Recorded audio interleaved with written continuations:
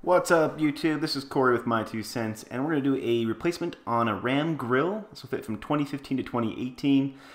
You'll need a couple of tools for this: a 10mm socket wrench, some no mar tools that I picked up off of Amazon. They're like $8. The grill itself is about 130.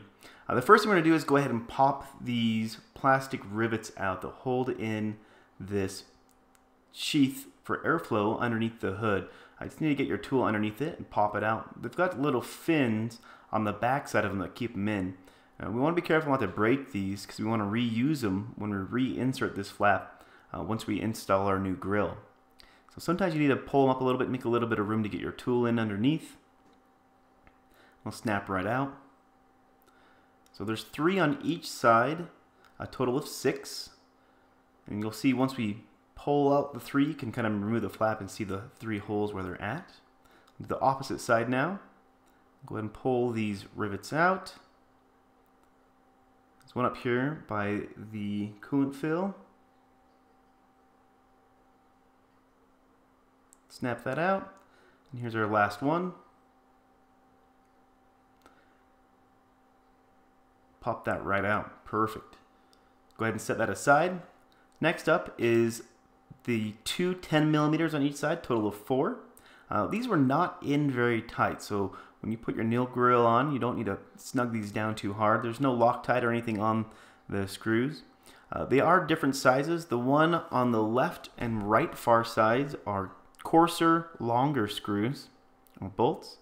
The 2 in the center are finer threads and are shorter, so make sure when you're installing the new grill that you put those in the correct spots.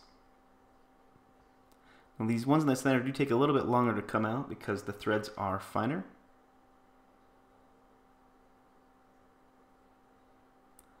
Alright, I don't really want to hand twist very much either.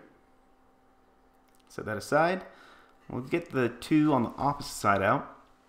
Now this whole project probably took me about 30 minutes. I've never done a grill removal or a replacement before. I'd say it's not very hard, maybe a 3 out of 10 on the hardness. Now on the opposite side of the grill here, you can see there's some fins down here at the bottom. This is once I've removed it. You can see that down here these 3 plastic fins are right above the bumper, and there's a little bit of a lip on them, so you can push your no mar pry tool underneath it to help pop it out. And there's 2 automotive inserts that are on the left sides. They're little plastic, kind of like the fins we removed out of the top skirt. You just need a little bit of pressure to pull these. I don't want to break them. I'd like to possibly reuse this in the future if necessary. I did have one that was already broken from when this grill got damaged. You can see here's one of the inserts, and there's one down here lower at the bottom. You just want to give a nice firm pressure to pop those out on both sides. I'll show you the other side here as well. You can see they kind of go into this square block here. And this one down here at the bottom was giving me a little bit of trouble. So I tried pulling it. I didn't want to break it, so I'm just going to use a pry tool and kind of stick it down in there and see if I can't help get it loose. And it snapped right off. You can see the grill is pretty wobbly at this point. It doesn't want to come out. It's right below the logo. I'm going to stick in my pry tool here, and then I'm just going to wiggle it back and forth and see if I can't get it to pop off. So not too hard to get that grill out of there. So here's the 3 slots and the inserts where the new grill is going to go. You want to make sure you line that up correctly when you're installing your new grill. You don't need a ton of pressure, and it won't feel extremely sturdy once you start snapping it in place until you get the top bolts in. We'll snap in the 2 sides and then the centers as well. Just kind of work your way around. And I have an awesome string light flashlight there also. That thing is killer. I'll throw that into the link below. It's only 30 bucks and it's probably my favorite flashlight.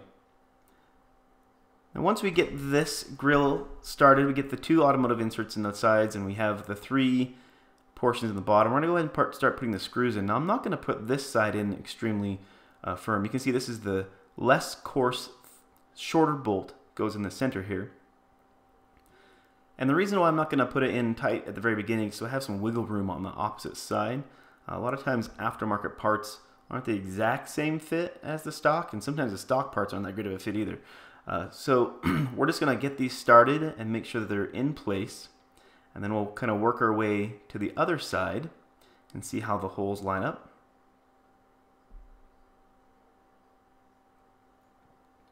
Also, when you're putting these back in, you don't need a ton of force. You just want to make sure they're nice and snug when you go to pop them down. Remember, you're working with plastic. So this one was a little bit of off center. So I'm just going to pull it and start the threads on both sides, and then come back and tighten them down. Pull on a little bit, make sure it's nice and straight. We want our grill to be nice and straight when it's on the truck also. We'll go back and tighten up the opposite side here real fast. We're almost done with this project. Now that these are nice and snug, we need to put our skirt back in. You can see that there's two automotive inserts here that don't have holes for them in the plastic strut here. You could either drill them and then put them in. I'm going to go ahead and just remove them for now, and we'll see how it performs and if it's necessary that we actually put these in. I'm going to go ahead and just pull them out and set them aside. Then we'll go ahead and pop in the other 4 remaining inserts. And there's usually enough little ribs on them to keep them nice and firm. If you do need to replace them, you can just pick them up on Amazon or something like that. They're pretty cheap. I'll try to link some in the video description down below also. Go to the other side and just put in the other 2. There we go.